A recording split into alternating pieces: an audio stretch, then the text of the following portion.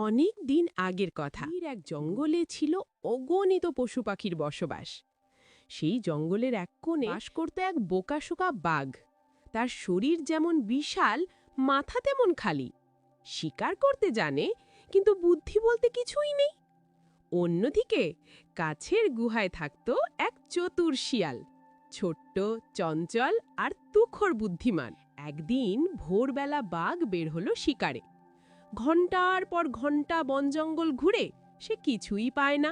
হরিণ দেখে দৌড় দিল, কিন্তু হরিণ পালিয়ে গেল। বিকেলের দিকে তার পেটের ভেতর তখন গর্জন করছে, চোখে রাগ আর ক্ষুধা একসাথে। ঠিক তখনই দেখতে পেল দূরে একটা শিয়াল হেঁটে আসছে। বাঘ চিৎকার করে উঠে বলল, এই শিয়াল, আমার পেটে প্রচন্ড ক্ষুধা। আজকে আমি সারাদিন বনের এদিক ওদিক থেকে ছোটাছুটি করেও কোনো শিকার পাইনি। আমি তোকে আমার শিকার বানাবো, প্রস্তুত হ। শিয়াল ভয় পেলেও এক মুহূর্তের জন্যেও মাথা ঠান্ডা হারালো না।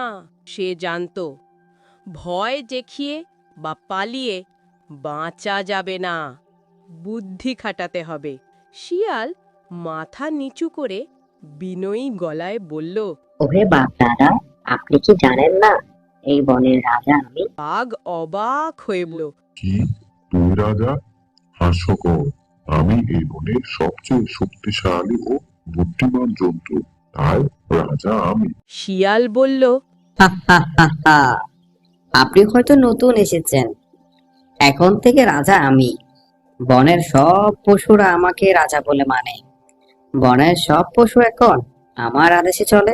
বাঘ অবিশ্বাসের চোখে তাকিয়ে বলল, তাই নাকি? প্রমাণ দেখাও দেখি।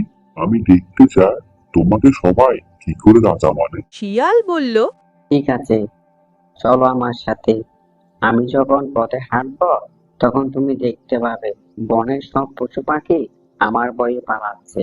তখন তুমি বুঝবে আমি এই বনের রাজা। দুজনে পাশাপাশি হাঁটতে লাগল। সামনে শিয়াল, তার পেছনে বিশাল বাঘ। বনের অন্য পশুরা দূর থেকেই দৃশ্য দেখে ভয়ে কাঁপতে লাগল।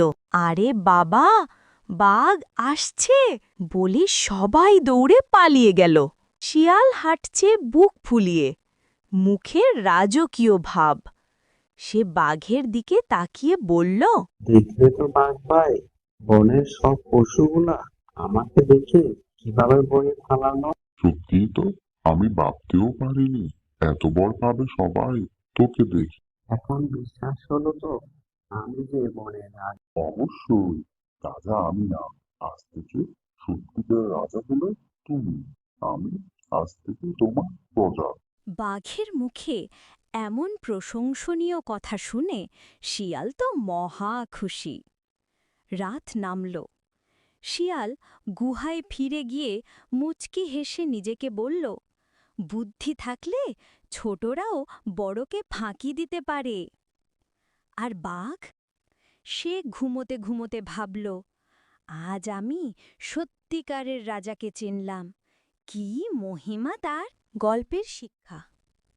বন্ধুরা, আজকের গল্প থেকে আমরা শিখতে পারলাম, শক্তি যত বড়ই হোক, বুদ্ধি কাছে তার পরাজয় নিশ্চিত। ভয় না পেয়ে ঠান্ডা মাথায় চিন্তা করলে যে কোনো বিপদ থেকে বাঁচা যায়।